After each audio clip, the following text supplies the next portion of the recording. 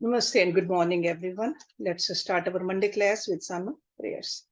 Om Guru Brahma, Guru Vishnu, Guru Devo Maheshwaraha, Guru Sakshat Parbrahma, Tasmai Shri Guruve Namaha.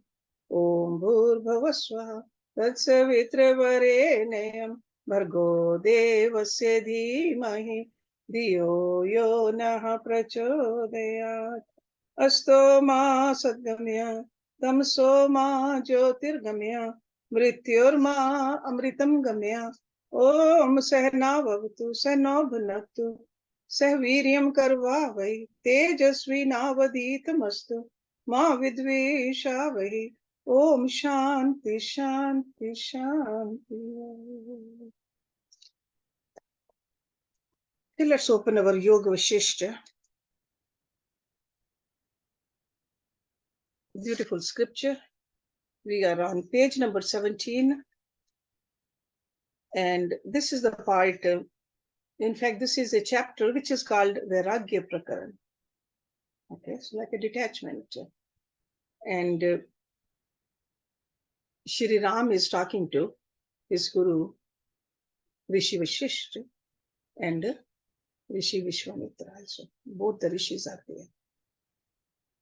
Ram ji बोले, हे मुनीश्वर, लक्ष्मी देखने मात्र को सुंदर है. Lakshmi over here means wealth. जब इसकी प्राप्ति होती है तब सद्गुणों का नाश कर देती है. जैसे विष की बेल देखने भर को सुंदर होती है और स्पर्श करने से मार डालती है, वैसे ही लक्ष्मी की प्राप्ति होने से जीव आत्म पद से वंचित हो महादीन हो जाता है. जैसे किसी के घर में चिंतामणि कहीं दबी पड़ी हो तो उसको मनुष्य जब तक खोद नहीं लेता तब तक दरिद्री रहता है. Chintamani is some kind of a gemstone. वैसे ही मनुष्य ज्ञान बिना महादीन हो जाता है और आत्मानंद को नहीं पा सकता. आत्मानंद में विघ्न करने वाली लक्ष्मी है. इसकी प्राप्ति से जीव अंधा हो जाता है. हे मुनीश्वर, जब दीपक प्रज्वलित होता है तब उसका बड़ा प्रकाश दिखाई देता है और जब बुझ जाता है तब प्रकाश का अभाव हो जाता है और काजल रह जाता है. वैसे ही जब लक्ष्मी की प्राप्ति होती है तब बड़े भोग भोगने पड़ते हैं. तृष्णा रूपी काजल उससे उपजता है और लक्ष्मी का अभाव होने पर तृष्णा रूपनी वासना छोड़ जाती है. उस तृष्णा से जीव अनेक जन्म और मरण पाता है, कभी शांति नहीं पाता. हे मुनीश्वर, जब लक्ष्मी की प्राप्ति होती है तब शांतिदायी गुणों का नाश करती है. जैसे जब तक पवन नहीं चलता तब तक मेघ रहता है और पवन चलने पर मेघ का अभाव हो जाता है. एक्सक्यूज मी हर्षी, आप किस पेज पर हैं? 17. Okay, thank you. Sorry disturbance.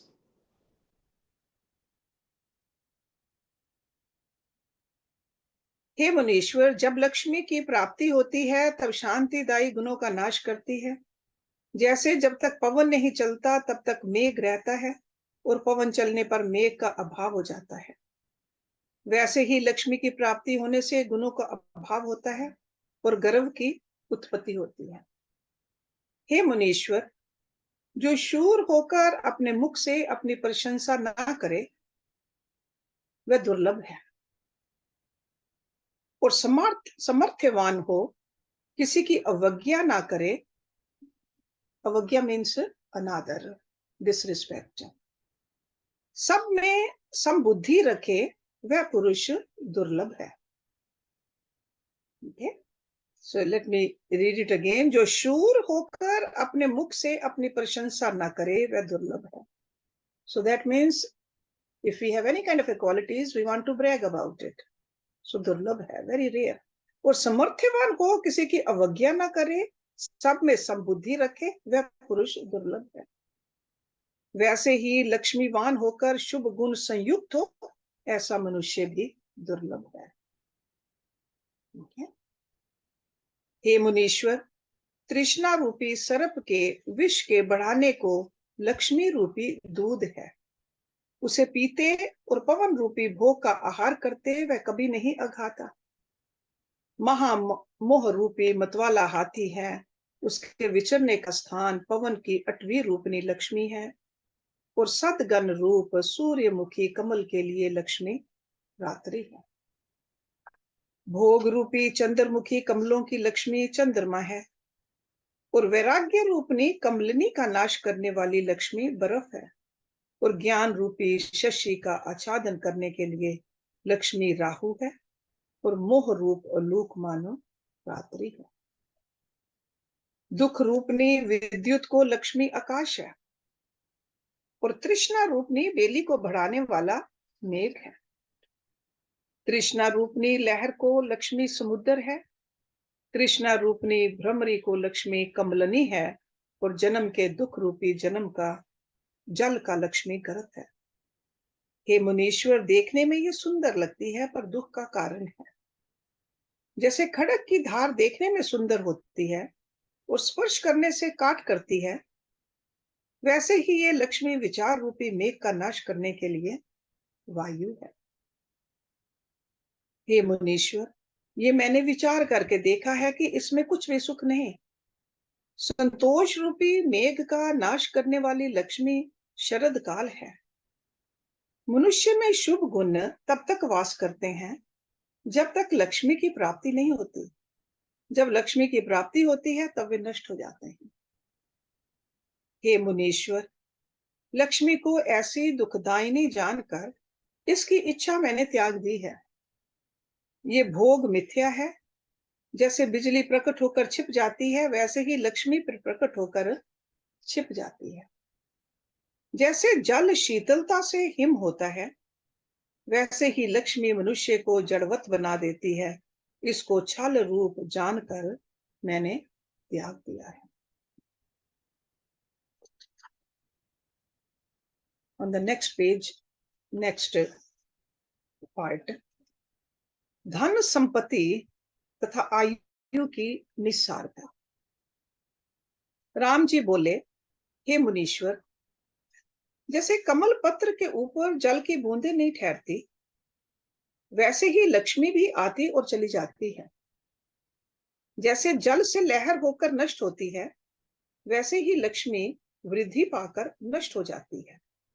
हे मुनीश्वर, पवन को रोकना कठिन है, पर उसे भी कोई रोकता है। और आकाश का चूरन करना अति कठिन है, उसे भी कोई चूरन कर डालता है। बिजली का रोकना अति कठिन है, तो भी उसे कोई रोकता है, परंतु लक्ष्मी को कोई स्थिर नहीं रख सकता। जैसे खरगोश की सींगों से कोई मर नहीं सकता, और आरसी के ऊपर जैसे मोती नहीं ठहरता। RC RC is like a mirror. और जैसे लहर में गांठ नहीं पड़ती, वैसे ही लक्ष्मी भी स्थिर नहीं रहती। लक्ष्मी विद्युत दीप्ति सी है, होती है और मिट जाती है। जो लक्ष्मी पाकर अमर होना चाहे, उसे अति मूर्ख जानना। और लक्ष्मी पाकर जो भोग की वांछा करता है, वह महा आपदा को बुलाता है। उसका जीने से मरना श्रेष्ठ है। जीने की आशा मूर्ख करते हैं। जैसे स्त्री गर्भ की इच्छा अपने दुख के लिए करती है, वैसे ही जीने की आशा पुरुष अपने नाश के लिए करते हैं। ज्ञानी जन जिनकी परम पद में स्थिति है और जो उससे तृप्त हुए हैं, उनका जीना सुख के लिए है। उनके जीने से औरों के कार्य भी सिद्ध होते हैं। उनका जीना चिंतामणि की भांति श्रेष्ठ है। जिनको सदा भोग की इच्छा रहती है और जो आत्म पद से विमुख हैं, उनका जीना किसी के सुख के निमित्त नहीं है। वे मनुष्य नहीं, गर्दभ है। गर्दभ मीन्स डंकी, गधा। जैसे पेड़ पक्षी पशु का जीना है, वैसे ही उनका भी जीना है। हे मुनीश्वर, जो पुरुष शास्त्र पढ़ता है और उसने पाने योग्य पद नहीं पाया, जो शास्त्र उसको भार रूप है। जैसे और भार होता है, वैसे ही पढ़ने का भी भार है। और जो पढ़कर विवादी बनते हैं और उसके सार को नहीं ग्रहण करते, वे भी भार वाहक है। हे मुनीश्वर, ये मन आकाश रूप है। जो मन में शांति न आए तो मन भी भार है। और जो मनुष्य शरीर को पाकर उसका अभिमान नहीं त्यागता, तो ये शरीर पाना भी उसका व्यर्थ है। इसका जीना तभी श्रेष्ठ है जब आत्म पद को पाए, अन्यथा जीना व्यर्थ है। आत्म पद की प्राप्ति अभ्यास से होती है। जैसे जल पृथ्वी खोदने से निकलता है, वैसे ही आत्म पद की प्राप्ति भी अभ्यास से होती है। जो आत्म पद से विमुख होकर आशा की फांसी में फंसे हैं, वे संसार में भटकते रहते हैं। हे मुनीश्वर, जैसे समुद्र में लहरें उत्पन्न होकर नष्ट हो जाती हैं, वैसे ही ये लक्ष्मी भी क्षण भंगुर है। इसको पाकर जो अभिमान करता है वह मूर्ख है। जैसे बिल्ली चूहे को पकड़ने के लिए पड़ी रहती है, वैसे ही लक्ष्मी उसको नरक में डालने के लिए घर में पड़ी रहती है। जैसे अंजलि में जल नहीं ठहरता, वैसे ही लक्ष्मी भी किसी के पास नहीं ठहरती। क्षण नश्वर लक्ष्मी और शरीर को पाकर जो भोग की तृष्णा करता है, वह महामूर्ख है। वह मृत्यु के मुख में पड़ा हुआ जीने की आशा करता है। जैसे सर्प के मुख में पड़कर मेंढक मच्छर खाने की इच्छा करता है, वैसे ही जो जीव मृत्यु के मुख में पड़ा हुआ भोग की इच्छा करता है, वह महामूर्ख है। जब युवा अवस्था नदी के प्रवाह की तरह चली जाती है, तब वृद्धावस्था आती है। उसमें महादुख प्रकट होते हैं और शरीर जर्जर हो जाता है और मरता है। निदान एक क्षण भी मृत्यु इसको नहीं भुलाती। जैसे कामी पुरुष को सुंदर स्त्री मिलती है, तो उसके देखने का त्याग नहीं करता, वैसे ही मृत्यु मनुष्य को देखे बिना नहीं रहती। हे मुनीश्वर, मूर्ख पुरुष का जीना दुख के हेतु है। जैसे वृद्ध मनुष्य का जीना दुख का कारण है, वैसे ही अज्ञानी का जीना दुख का कारण है। उसके जीवित रहने से मरना श्रेष्ठ है। जिस पुरुष ने मनुष्य शरीर पाकर आत्म पद पाने का यत्न नहीं किया, उसने अपना आप नाश किया और वह आत्म हत्यारा है। हे मुनीश्वर, ये माया बहुत सुंदर लगती है, पर अंत में नष्ट हो जाती है। जैसे काठ को भीतर से घुन खा जाता है और बाहर से बहुत सुंदर दिखाई देता है, वैसे ही ये जीव बाहर से सुंदर लगता है और भीतर भीतर उसको तृष्णा आ जाती है। जो मनुष्य पदार्थ को सत्य और सुख रूप जानकर सुख के निमित्त आश्रय बनाता है, वह सुखी नहीं होता। जैसे कोई नदी में सर्प को पकड़कर पार उतरना चाहे तो पार नहीं उतर सकता, मूर्खता से डूबेगा। वैसे ही जो संसारी पदार्थों को सुख रूप जानकर आश्रय लेता है, वह सुख नहीं पाता, संसार सागर में डूब जाता है। हे मुनीश्वर, ये संसार इंद्रधनुष की तरह है। जैसे इंद्रधनुष बहुत रंग का दिखाई पड़ता है और उससे कुछ अर्थ सिद्ध नहीं होता, वैसे ही ये संसार ब्रह्म मात्र है, इसमें सुख की इच्छा रखना व्यर्थ है। इस प्रकार जगत को मैंने असत रूप जानकर वासना मुक्त होने की इच्छा की है। नेक्स्ट सर्ग इज अहंकार और दुराशा का वर्णन। राम जी बोले, हे मुनीश्वर, अहंकार अज्ञान से उदित होता हुआ है। ये महादुष्ट है और यही परम शत्रु है। इसने मुझको दबा डाला है, पर मिथ्या है और सब दुखों की खान है। जब तक अहंकार है, तब तक पीड़ा की उत्पत्ति का अभाव कदाचित नहीं होता। हे मुनीश्वर, जो कुछ मैंने अहंकार से भजन और पुण्य किया, जो कुछ लिया दिया और जो कुछ किया, वह सब व्यर्थ है। इससे परमार्थ की किंचित सिद्धि नहीं है। जैसे राख में आहुति धरी व्यर्थ हो जाती है, वैसे ही मैं इसे जानता हूं। जितने दुख हैं, उनका बीज अहंकार है। जब इसका क्षय हो, तब कल्याण हो। इससे आप उसकी निवृत्ति का उपाय कहिए। हे मुनीश्वर, जो वस्तु सत्य है, इसके त्याग करने में दुख होता है, और जो वस्तु नाशवान है और भ्रम से दिखाई देती है, उसके त्याग करने में आनंद है। शांति रूप चंद्रमा के आच्छादन करने को अहंकार रूपी राहु है। जब राहु चंद्रमा को ग्रहण करता है, तब उसकी शीतलता और प्रकाश को ढक लेता है। वैसे ही जब अहंकार बढ़ जाता है, तब समता को ढक लेता है। जब अहंकार रूपी मेघ गरज कर बरसता है, तब तृष्णा रूपनी कंटक मंजरी बढ़ जाती है और कभी नहीं घटती। अहंकार का नाश हो तो तृष्णा का अभाव हो। जब तक मेघ है, तब तक बिजली है। जब विवेक रूपी पवन चलता है तब अहंकार रूपी मेघ का अभाव होकर तृष्णा रूपी बिजली नष्ट हो जाती है।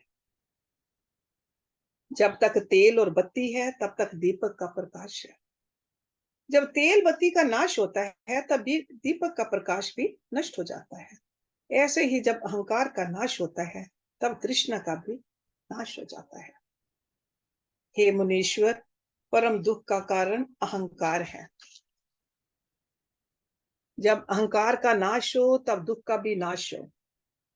हे मुनीश्वर, ये जो मैं राम हूं वह नहीं और इच्छा भी कुछ नहीं, क्योंकि मैं नहीं तो इच्छा किसको हो? और इच्छा हो तो यही हो कि अहंकार से रहित पद की प्राप्ति हो। जैसे जनेन्द्र को अहंकार का उत्थान नहीं हुआ, वैसा मैं हूं ऐसी मुझको इच्छा है। हे मुनीश्वर, जैसे कमल को हिम नष्ट करता है, वैसे ही अहंकार ज्ञान का क्षय करता है। जैसे व्याध जाल में पक्षी को फंसाता है और उससे पक्षी दीन हो जाते हैं, वैसे अहंकार रूपी व्याध ने तृष्णा रूपी जाल डालकर जीवों को फंसाया है, उससे वे महादीन हो गए हैं। जैसे पक्षी अन्न के दाने सुख रूप जानकर चुगने आता है, फिर चुगते चुगते जाल में फंसकर दीन हो जाता है, वैसे ही ये जीव विषय भोग की इच्छा करने से तृष्णा रूपी जाल में फंसकर महादीन बन जाता है। अतः हे मुनीश्वर, मुझसे वही उपाय कहिए जिससे अहंकार का क्षय हो।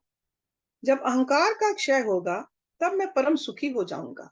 जैसे विंध्याचल के आश्रय से मतवाले मतंग गर्जते हैं, वैसे ही अहंकार रूपी विंध्याचल के आश्रय से मन रूपी प्रमत्त गज नाना प्रकार के संकल्प विकल्प रूपी शब्द करता है। अतः आप वही उपाय कहिए जिससे अहंकार का क्षय हो, जो कल्याण का मूल है। जैसे मेघ का नाश करने वाला शर्त काल है, वैसे ही वैराग्य का नाश करने वाला अहंकार है। मोहवादी विकार रूप सर्पों के रहने का अहंकार रूपी बिल है और वह कामी पुरुषों की भांति है। जैसे कामी पुरुष काम को भोगता है और फूल की माला गले में डालकर प्रसन्न होता है, वैसे ही तृष्णा रूपी तागा है और मन रूपी फूल है, जो तृष्णा रूपी तागे के साथ गूंहे हैं, और अहंकार रूपी कामी पुरुष उनको गले में डालता है और प्रसन्न होता है। हे मुनीश्वर, आत्मा रूपी भानु है। भानु मीन्स सूर्य, सन। उसका अवर्ण करने वाला मेघ रूपी अहंकार है। जब ज्ञान रूपी शरद काल आता है तब अहंकार रूपी मेघ का क्षय हो जाता है और तृष्णा रूपी तुषार का भी क्षय होता है। तुषार इज आइस, स्नो। हे मुनीश्वर, ये निश्चय कर मैंने देखा है कि जहां अहंकार है वहां पर आपदाएं आ जाती हैं। जैसे सागर में सब नदियां आकर मिलती हैं, वैसे ही अहंकार से सब आपदाओं की प्राप्ति होती है। अतः आप वही उपाय कहिए जिससे अहंकार का नाश हो। चित्त के दोष। स्वर्ग 11। राम जी बोले, हे मुनीश्वर, मेरा चित्त काम क्रोध लोभ मोह तृष्णा आदि दुख से जर्जरी भूत हो गया है और महापुरुषों के गुण जो वैराग्य विचार धैर्य और संतोष हैं, उनकी ओर नहीं जाता। सर्वदा विषय की गर्द में उड़ता है। जैसे मोर पंख वायु में नहीं ठहरता, वैसे ही ये चित्त सर्वदा भटकता फिरता है, पर कुछ लाभ नहीं होता। जैसे श्वान द्वार द्वार भटकता फिरता है, वैसे ही ये चित्त पदार्थों के पाने के लिए भटकता फिरता है, पर प्राप्त कुछ नहीं करता, और जो कुछ प्राप्त करता है उससे तृप्त नहीं होता, बल्कि अंतःकरण में तृष्णा बनी रहती है। जैसे पिटारे में जल भरिए तो वह पूर्ण नहीं होता, क्योंकि छेदों से जल निकल जाता है और पिटारा शून्य का शून्य रहता है। वैसे ही चित्त भोग और पदार्थों से संतुष्ट नहीं होता, सदा तृष्णा ही रहती है। हे मुनीश्वर, ये चित्त रूपी महामोह का सागर है। उसमें तृष्णा रूपी लहरें उठती ही रहती हैं, कभी स्थिर नहीं होती। जैसे सागर में तीक्ष्ण तरंगों से तट के पादप बह जाते हैं, वैसे ही चित्त रूपी सागर में विषयी बह जाते हैं। वासना रूपनी लहर के वेग से मेरा अचल स्वभाव चलायमान हो गया है, इसलिए इस चित्त से मैं महादीन हुआ हूं। जैसे जाल में पड़ा हुआ पक्षी दीन हो जाता है, वैसे ही चित्त रूप धीवर के वासना रूपी जाल में बंधा हुआ मैं दीन हूँ। जैसे मृग यूथ से छुटी हुई मृगी अकेली खिन होती है, वैसे ही मैं आत्म पद से भूला हुआ खेद पूरन हूँ। हे मुनीश्वर, ये चित्त सदा क्षोभवान रहता है, कभी स्थिर नहीं होता। जैसे क्षीर सागर मंदराचल से क्षुब्ध हुआ था, वैसे ही ये चित्त संकल्प विकल्प से खेद पाता है। जैसे पिंजड़े में आया सिंह पिंजड़े ही में घूमता है, वैसे ही वासना में आया चित्त स्थिर नहीं होता। हे मुनीश्वर, जैसे भारी पवन से शुष्क तृण दूर से दूर जा पड़ता है, वैसे ही इस चित्त रूपी पवन ने मुझको आत्मानंद से दूर फेंक दिया है। जैसे सूखे तृण को अग्नि जलाती है, वैसे ही मुझको चित्त जलाता है। जैसे अग्नि से धूम निकलता है, वैसे ही चित्त रूपी अग्नि से तृणारूप धूम निकलता है। उससे मैं परम दुख पाता हूँ। ये चित्त हंस नहीं बनता। जैसे राजहंस मिले हुए दूध और जल को पृथक पृथक करता है, उसी तरह मैं अनात्मा से अज्ञान के कारण एक हो गया हूँ, उसको भिन्न नहीं कर सकता। और जब आत्म पद पाने का यत्न करता हूँ, तब अज्ञान उसे प्राप्त नहीं करने देता। जैसे नदी का प्रवाह सागर में जाता है, उसको पहाड़ सीधे नहीं चलने देता और सागर की ओर नहीं जाने देता, वैसे ही मुझको चित आत्मा की ओर जाने से रोकता है। वह मेरा परम शत्रु है। हे मुनीश्वर, वही उपाय कहिए जिससे चित्त रूपी शत्रु का नाश हो। जैसे मृतक शरीर को श्वान भक्षते हैं, वैसे ही तृष्णा मुझे खा रही है। आत्मा के ज्ञान बिना मैं मृतक समान हूँ। जैसे बालक अपने परछाई को वैताल मानकर भय पाता है। Vaital is like a ghost और ए गॉब्लिन। और जब विचार करने में समर्थ होता है, तब वैताल का भय नहीं होता। वैसे ही चित्त रूपी वैताल ने मेरा स्पर्श किया है, उससे मैं भय पाता हूँ। इससे आप वही उपाय कहिए जिससे चित्त रूपी वैताल नष्ट हो जाए। हे मुनीश्वर, अज्ञान से मिथ्या वैताल चित्त में दृढ़ हो रहा है, उसके नाश करने को मैं समर्थ नहीं हो सकता। अग्नि में बैठना, बड़े पर्वत के ऊपर जाना और वज्र का चूरन करना मैं सुगम मानता हूँ, परंतु चित्त को जीतना महाकठिन है। चित्त सदा ही चलायमान स्वभाव वाला है। जैसे खंबे से बांधा हुआ बंदर कभी स्थिर हो नहीं बैठता, वैसे ही चित्त वासना के मारे कभी स्थिर नहीं होता। हे मुनीश्वर, विशाल सागर का पान कर जाना, अग्नि को खा लेना और सुमेरु का उल्लंघन करना सुगम है, परंतु चित्त का जीतना महाकठिन है, जो सदा चल रूप है। जैसे सागर अपना द्रवी स्वभाव कदापि नहीं त्यागता, महाद्रवीभूत रहता है और उससे नाना प्रकार की तरंगे उठती हैं, वैसे ही चित्त भी चंचल स्वभाव को कभी नहीं त्यागता और नाना प्रकार की वासनाएं उपजती रहती हैं। चित्त बालक की तरह चंचल है, सदा विषय की ओर भागता है।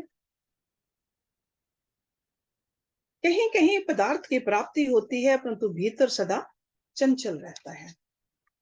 जैसे सूर्योदय होने से दिन होता है और अस्त होने से दिन का नाश होता है, वैसे ही चित्त के उदय से त्रिलोकी की उत्पत्ति है और चित्त के लीन होने से विश्व भी लीन हो जाता है। हे मुनीश्वर, चित्त रूपी सागर है, वासना रूपी जल है और उसमें छल रूपी सर्प है। जब जीव उसके निकट जाता है, तब भोग रूपी सर्प उसको काटता है और तृष्णा रूपी विष स्पर्श करता है, जिससे वह मर जाता है। हे मुनीश्वर, भोग को सुख रूप जानकर चित्त दौड़ पड़ता है, पर वह भोग दुख का कारण है।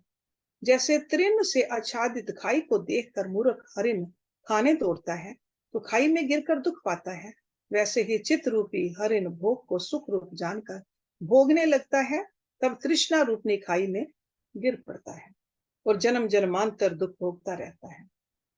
हे मुनीश्वर, ये चित्त कभी कभी बड़ा गंभीर भी हो बैठता है। जैसे चील आकाश में ऊंचे उड़ता रहता है, पर जब पृथ्वी पर मांस देखता है, तो वहां से पृथ्वी पर आकर मांस लेता है, वैसे ये चित्त तब तक उदार है जब तक भोग नहीं देखता, और जब विषय देखता है तब असक्त हो विषय में गिर जाता है। ये चित्त वासना रूपनी शैया में सोया रहता है और आत्म पद की ओर नहीं जाता। मैं इस चित्त के जाल में पड़ गया हूँ। ये कैसा जाल है कि उसमें वासना रूपी सूत है। संसार की सत्यता रूपनी गांठ है और भोग रूपी चून है, जिसको देखकर मैं फंसा हूं और कभी पाताल में तथा कभी आकाश में वासना रूपनी रस्सी से बंधा घटी यंत्र की तरह फिरता हूँ।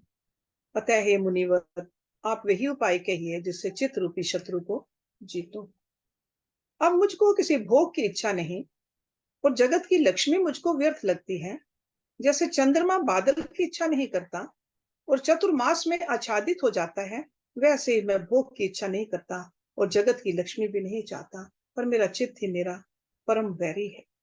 महापुरुष जब इसके जीतने का यत्न करते हैं तब परम पद पाते हैं। इससे मुझे वही उपाय कहिए जिससे मन को जीतूं। जैसे पर्वत पर के वन पर्वत के आश्रय से रहते हैं, वैसे ही सब दुख इसके आश्रय से रहते हैं।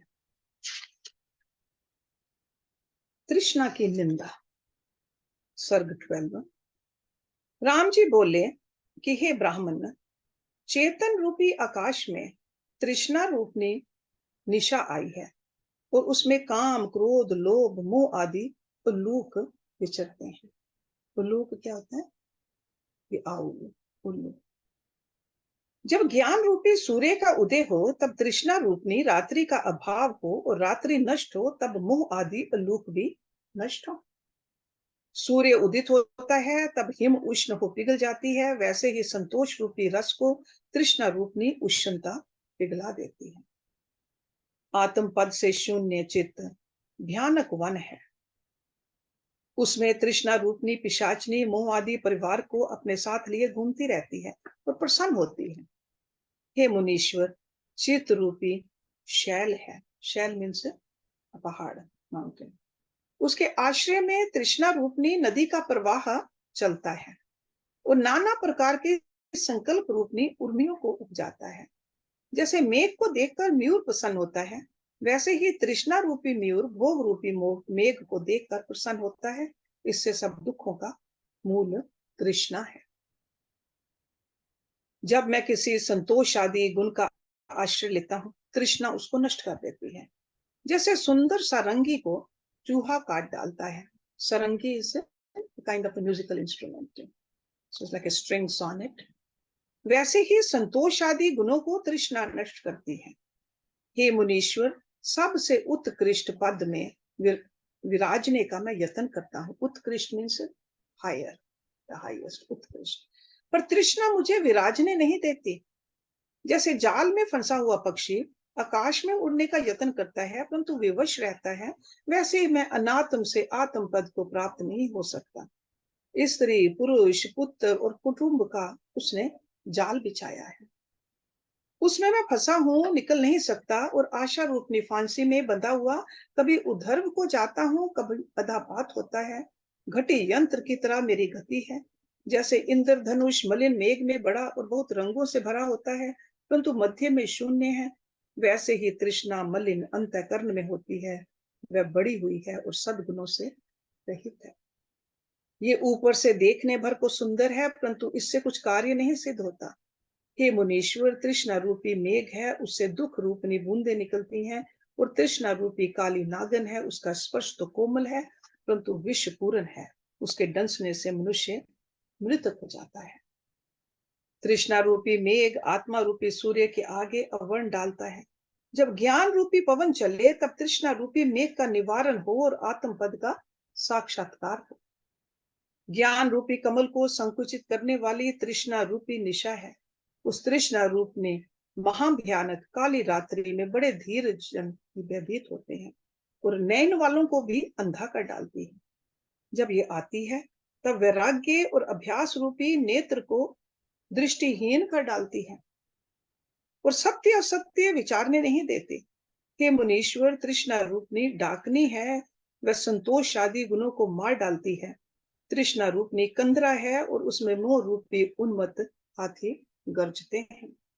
तृष्णा रूपी समुद्र है, उसमें आपदा रूपनी नदी आकर प्रवेश करती है। अतः वही उपाय मुझसे कहिए जिससे तृष्णा रूपी दुख से मुक्ति मिले। हे मुनीश्वर, अग्नि और खड़ग के प्रहार और इंद्र के वज्र से भी ऐसा दुख नहीं होता जैसा दुख तृष्णा से होता है। मैं तृष्णा के प्रहार से घायल बड़े दुख को प्राप्त हूँ। तृष्णा रूपी दीपक जलता है, उसमें संतोष आदि पतंग जल भुन जाते हैं। जैसे जल में मछली रहती है और जल के कंकड़ रेत आदि मांस जानकर मुख में लेती है, उससे उसका कुछ अर्थ सिद्ध नहीं होता, वैसे ही तृष्णा भी जो कुछ पदार्थ देखती है उसके पास उड़ती है और तृप्ति किसी से नहीं पाती। तृष्णा रूपनी पक्षिणी इधर उधर उड़ जाती है और स्थिर कभी नहीं होती। तृष्णा रूपी वानर है, वह कभी किसी पेड़ पर और कभी किसी पेड़ पर जाता है, स्थिर कहीं नहीं होता। जो पदार्थ नहीं प्राप्त होता उसके लिए यत्न करता है और भोग से तृप्त कभी नहीं होता।